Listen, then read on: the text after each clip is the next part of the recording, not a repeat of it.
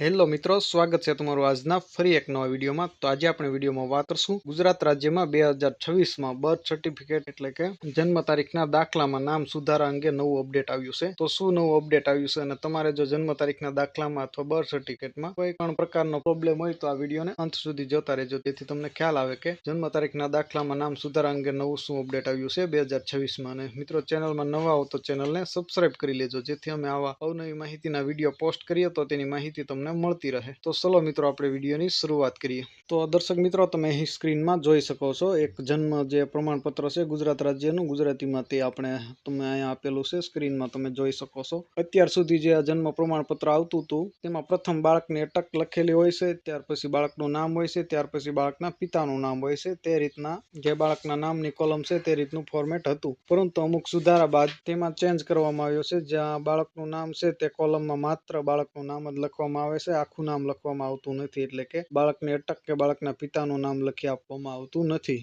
માત્ર બાળકનું નામ લખી આપવામાં આવે છે, જેના લીધે ઘણા વિદ્યાર્થી તેમજ બાળકોના પિતાને તેમજ બાળકના પોતાનું આધાર કાર્ડ કઢાવવામાં પ્રોબ્લેમ થઈ રહ્યો હતો। બાળકનું નામ જે જન્મ તારીખના દાખલામાં માત્ર બાળકનું નામ જ હોવાથી આધાર કાર્ડ છે તે બાળકના આધાર કાર્ડમાં માત્ર બાળકનું નામ જ આવતું હતું, જેથી આખા નામ વાળું બાળકનું આધાર કાર્ડ કાઢી શકાતું નહોતું, જેવા પ્રોબ્લેમનો સામનો કરી રહ્યા હતા ઘણા લોકો ગુજરાત રાજ્યમાં। અને તેના લીધે સ્કૂલમાં અપાર આઈડી બનાવવામાં પ્રોબ્લેમ થતો, જેવા વગેરે પ્રોબ્લેમ આવતા હતા, જેને ધ્યાનમાં લઈ ગુજરાત સરકાર તરફથી 2026માં જન્મ પ્રમાણપત્ર બર્થ સર્ટિફિકેટને લઈ નવો સુધારો કરવામાં આવ્યો છે।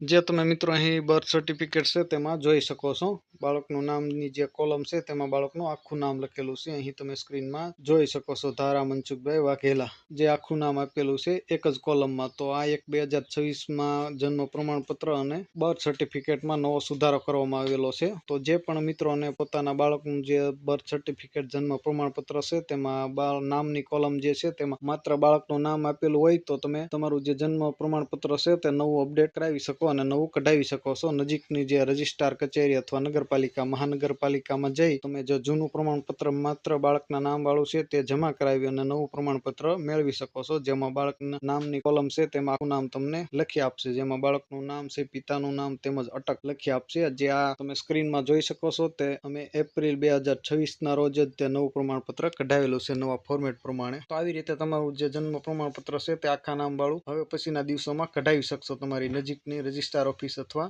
નગરપાલિકા મહાનગરપાલિકાએ જઈને। તમારું બાળકનું જન્મ પ્રમાણપત્ર છે તે આખા નામ વાળું બનાવી સુધારો કરાવી અને તેના ઉપરથી તમે આધાર કાર્ડ કઢાવશો તો તમારું બાળકનું જે આધાર કાર્ડ છે તે આખા નામ વાળું આધાર કાર્ડ નીકળી જશે, જેના ઉપરથી તમે સ્કૂલમાં અપાર આઈડી જેવા વગેરે પ્રોબ્લેમ તમારા હતા તે સોલ્વ થઈ શકે છે। તો આશા રાખું મિત્રો આ વિડીયો તમને પસંદ આવ્યો હશે। વિડીયો પસંદ આવ્યો તો વિડીયોને લાઇક, શેર અને ચેનલને સબસ્ક્રાઇબ કરવાનું ભૂલતા નહીં। તમારા કોઈ પ્રશ્ન હોય તો અમને ચોક્કસ કમેન્ટ કરીને જણાવજો, અમે તમારા પ્રશ્નોનો રિપ્લાય આપીશું અને ફરી એક નવા ટોપિકમાં નવા વિડીયો સાથે મળશું। ત્યાં સુધી જય હિન્દ, વંદે માતરમ।